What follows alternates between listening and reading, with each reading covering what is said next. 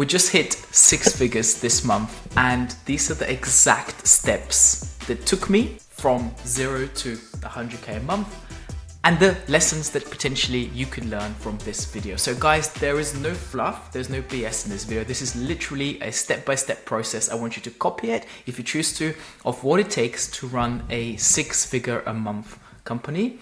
And full transparency, it's not easy. Not everyone can do it. Maybe if this video puts you off too much, click off. But if you stay until the end, I want to show you the exact 5 steps that it takes to organize a business in a way that, if an idiot like me can replicate these results, I'm sure you can too. So the first and foremost, most important step is, where do we get traffic from? Do you have enough ways, and I'm going to just reduce the size of the screen. Do you have enough ways to generate new clients? Now, with that said, I do not want you to freak out and think getting new patients, that first step, is the only way you can build a successful business that truly changes the lives of many people. Now, from the company that we run, Practice Peak, now I teach other clinics how to do that. And it turns out that a lot of people don't actually have new patient problems. They have other problems down the funnel that we'll discuss in a minute. But there are only 3 or 4 different ways you can generate new patients from. And throughout this video, I'll be asking you questions for you to ask yourself, how is my clinic actually doing? So almost think of it as like a clinic audit. And at the end, we'll put all the 5 steps together and you'll be able to see where you are on that baseline, how close you are to achieving your dreams, how close you are to achieving freedom and having high impact, or is there a lot of work to be done? The first thing is to consider, what is your organic unpaid marketing like? These are your organic searches, where people find you from on Google, and how discoverable you are without paying ads. Second step is paid ads. This is your Facebook, Meta, Google PPC, paid advertising in brochures, magazines, and so on and so forth. And the third one is partnership and referrals. We have a whole system of how we generate referrals. We get about 30% of our new patients from referrals. First of all, because we do a good job in the service we provide, but second of all, we have systems in place to replicate that, and we're going to talk about this in a few points' time. So seriously consider, you are a business owner, you're a clinic owner now, you're not a practitioner who just helps people. That is by far the most important thing, because I always say it's product first. No matter how good your advertising is, no matter how much money you paid for ads, no matter how big your team is, if you don't have a good service and a good product, the core thing that you do, then it's not going to work for you. But that is where the top of the funnel begins. So ask yourself the question, how many ways do I have in generating new clients consistently? For us, last year we averaged just over 106 point something new clients per month. So we have lots of different ways to generate new patients.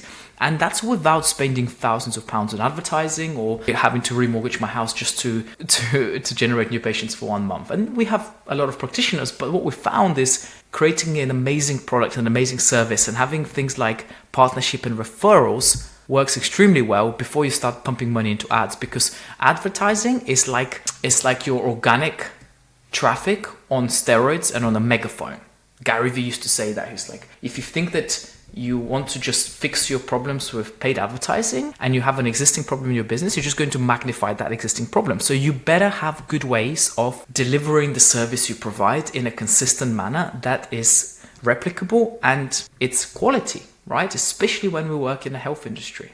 So that's step number 1, is thinking about the acquisition channels. In my Practice Peak Mastermind, we have generated or recorded 12 modules on 12 different campaigns that we can rinse and repeat every year that generates us that amount of new patients. So just ask yourself the question, where do you stand on that graph? The second point is, how many of those new patients actually become a committed client? Step 2, how many of those new patients become a committed client?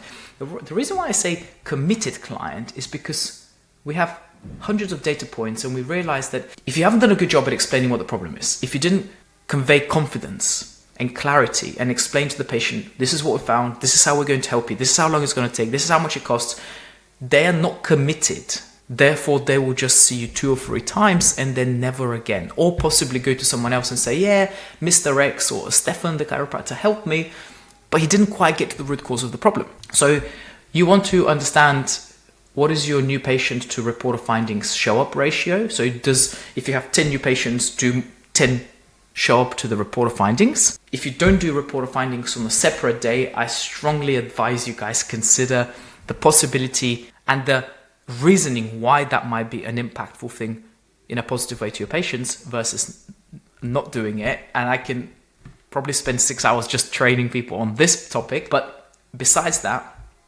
what are the number of people that go from a new patient to report of findings? And then even more importantly, how many of those go into care in a committed fashion? For us, commitment is either they set up some sort of automated payment structure or they have block booking of a few appointments ahead based on their medical condition and based on what's needed. But we have some level of commitment, and therefore we can organize schedules, we can organize onboarding, we can organize reminders for their SMSs and their emails. So the whole process becomes much more streamlined. So step number 1 was, where do we get these new patients from? How do we communicate chiropractic to the world that hasn't seen chiropractic before? Step number 2 is, how many of those become committed clients and what is your percentage of that? For us, we know that if we do a great job, 70% of people will financially or have some sort of commitment going forward. And that's what we classify as conversion. We do not count conversion as someone who pays us each time they come in. And of course, we have to be mindful because these are real people, these are real patients. Of course, they require your 110% energy and attention. But in terms of numbers, in terms of statistics, in terms of KPIs, we do not measure that on the spreadsheets. I might be able to show you our KPI later on in the video so you can see how to interpret the data. And that's the difference between running a tiny little practice that you are the only practitioner in and you've just created this job that you're wearing 24 different hats, or actually looking to build a streamlined business that serves a lot more patients with a lot less wasted effort. Okay? And I know I'll upset some of you watching this video or listening to this podcast, but the point is, I really want to change the landscape of how we build practices, especially here in the UK, because working with businesses, I'm starting to realize that the norm is struggle, not being able to pay the bills each month, worried about new patients. And it comes from a place of scarcity and lack as opposed to a place of abundance and growth. And when the two change, when you have this intersection point where you become the best possible chiropractor you can be because you don't worry about money or finances, all you care about is the patient, then things really change. And that's why I want to impact lots and lots of businesses here in the UK. The third step of how we got to just over 100K this month was, by the way, I should probably, let's do this now actually, because some of you might not even consider me seriously. So let me show you. Look, if we go to our reports this month and we're on 106.3K so far. So just to let you know, this isn't made up. We do this day in, day out. We have systems that work. And these steps aren't just fluffy things that I read from a textbook. This is the stuff that me and my team work with every single week. We have skin in the game. So with that said, step 3 is, how many complete a course of care? From those patients that started care and you recommended whatever, a plan of 4, 6, 12, it doesn't matter. Just choose the thing that works well for you, the way you practice, the way you've organized your practice and clinic. But how many of those patients actually get to the end of a plan? Think about completion rate. So if you had 10 people starting a plan and 10 people committed, how many of those complete the plan after 4 weeks or 2 weeks or 6 weeks of care? And then the second thing is, once they complete a plan, how many of those go into some sort of preventative care or maintenance care or well-being care? There are different terminologies here. And for us, we look to aim at 90%. Last year we achieved that, the year before that we achieved that. I stepped away from practice, so the statistics are slightly skewed. This year we're working towards it, and we've had some less experienced practitioners, but the aim is to say 9 people out of 10 that get to an end of a plan should be educated enough to understand the importance of staying well, preventative care, looking after themselves, so not every 6 or 12 months they're back with the same challenges, the same issues, because you've not really changed their behavior and how they understand their health. So we're really, really passionate about this thing here. How do we create a level of maintenance that supports the patient, that makes it easy for them, and also we're a place where they know that they can reach out to us really easily. So we have lots of little systems in place that we've achieved that we might talk about in a minute. Step 4 is, how do you assure that your team can provide the service and results consistently, with consistency? Okay, so let's say you are just a chiropractor who hasn't got any associates and you just hired your first CA and you get busy and one day you have to hire your first associate. It's really difficult. And I'll tell you why. Because you're used to having so much control and you're used to knowing everything about the team and the company and all the patients. And all of a sudden, there's this person who's just come to your team and now they have to deliver with the same level of intensity and consistency and great results, and they have to supplement your brand and the baby you've built. It's actually super, super difficult. Therefore, you have to have ways to train and develop your team. You have to have systems and procedures in place to make sure that you have, whether it's a script, whether it's a framework, whether it's a mind frame of how you operate, that needs to be passed down from what you do so that when you're not in clinic, you're not constantly policing people, but that patient is looked after as well as if you were in the practice. That's how you know that you are starting to develop a true and proper business as opposed to just a job inside a building. This one took us ages. One of my clients, last year we spent probably from April to August just building SOPs, standard operating procedures, systems in place, training material for their staff. My idea was to train the person I'm talking about how to train people. So it was getting into thinking a way that I didn't have to just teach him A plus B equals C. It's like, why does A plus B equal C? The why behind the training and how to develop SOPs was more important than just telling them how to do it. But that's completely transformed his business, and now he's expanding, and they're seeing, I get messages from these guys that are seeing record months. And it's really nice to watch, because a lot of us think me being busy or being in a high volume clinic or seeing lots of patients contradicts that the quality needs to drop, right?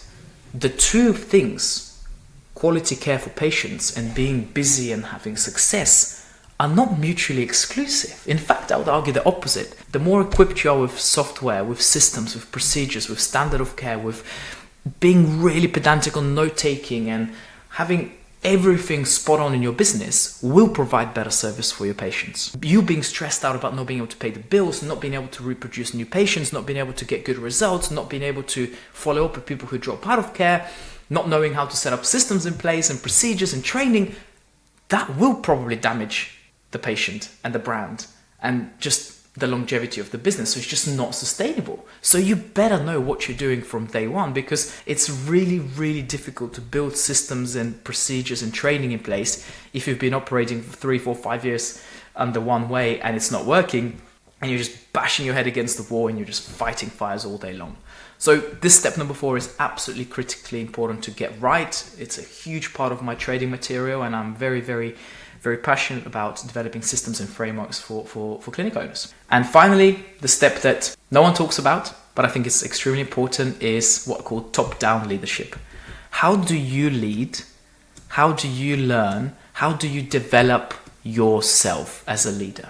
Because top-down leadership means you pass on your skills of communication to your associates, to your CAs, to your massage therapist. They pass it on to the patient. So it absolutely has to start with you in place. And there are things that, we call it self-development, personal development, but when was the last time you invested in hiring a mentor to teach you about business, to teach you about communication? When was the last time you invested in the masterminds to be part of a network of individuals who are striving to build incredible businesses day in, day out? When was the last time you went to observe a clinic like ours? It doesn't even have to be ours. A clinic that you want to aspire to be like because they've built something that you think is worth building.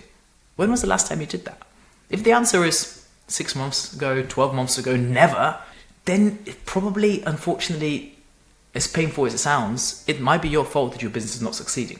I took that on board when I was much younger and much more naive, and I had to learn the hard way that unless I change, my business wouldn't change. Unless I develop, my business wouldn't evolve. Unless I invested in myself, I wasn't investing in a business.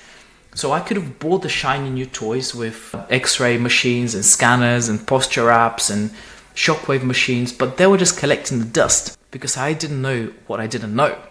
And that's why a lot of people choose to work with us, is actually the opportunities we open up for them in terms of what is possible with a business is incredible. And if you don't think that I have a coach, then you might be mistaken, because I'm part of a big mastermind that is even outside the scope of chiropractic, where I can bring the things that I'm learning from marketing, from sales, from psychology, from onboarding clients to building teams and organizations, and I can pass it on to you guys. And if you're one of those lucky people that made it until the end because you actually cared about building something awesome and you're sick and tired of not having an incredible business you can be proud of, then just with one tool, we call it the KPI tracker, I track my whole business and I know everything that is going on within my team and organization from just this one tool. And I've shared this many, many times. If you want this, please reach out. It measures everything from number of adjustments to new patients, to works out your PVAs, to looks at how cancellations are, to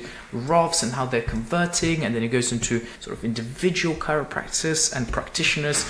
And for me, this tool, I literally can see my whole dashboard of what is happening with my business, what we need to do training on. It's much more data driven.